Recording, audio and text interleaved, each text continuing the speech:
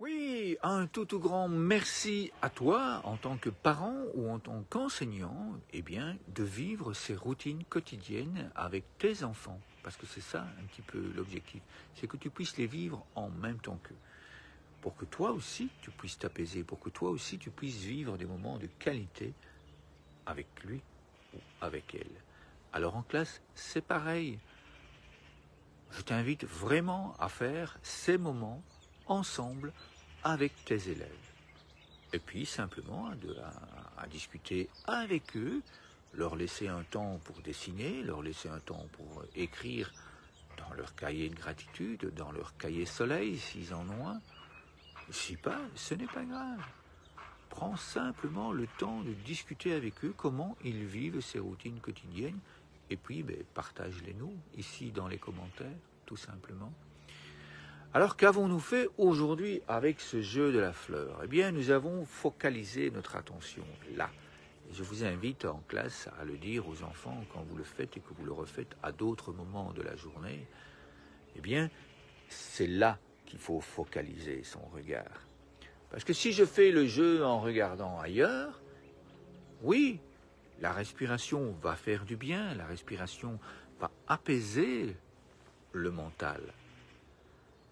Mais pas de la même façon que si on focalise vraiment son attention là, juste dans la paume.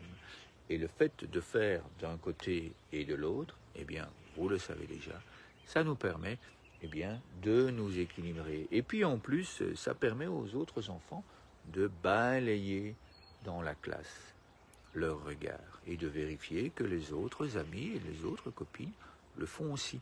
Et s'il n'y en a pas, ce n'est pas important. Le fait que toute la classe, ou qu'une grande partie de la classe, prenne le temps de souffler par la bouche, automatiquement, les autres enfants qui ont un petit peu de difficulté par rapport à ça. Et ce n'est pas important. On n'est pas là pour les obliger. On est là pour les inviter à faire ce genre de choses, à faire ces routines quotidiennes qui font tant de bien.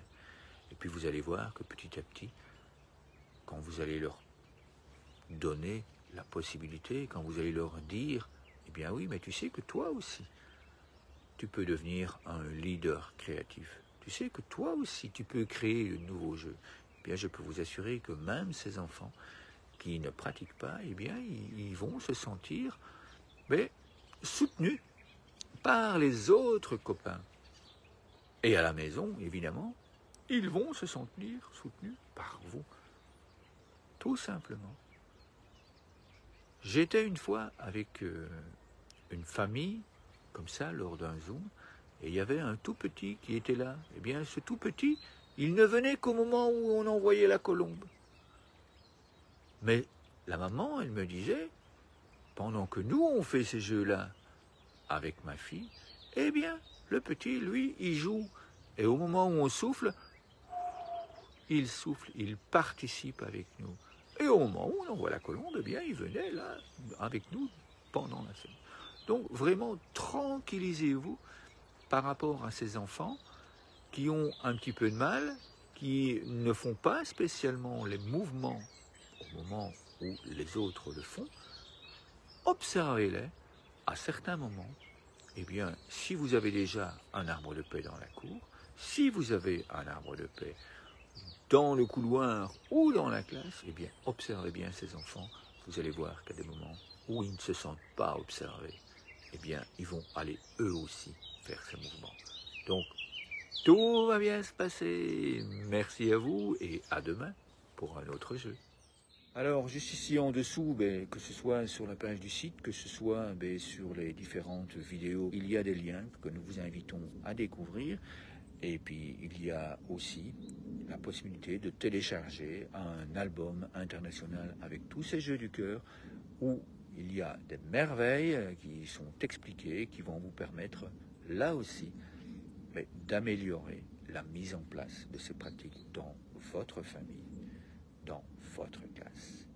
Alors, si vous avez aimé, surtout, partagez, partagez, partagez. Merci à vous.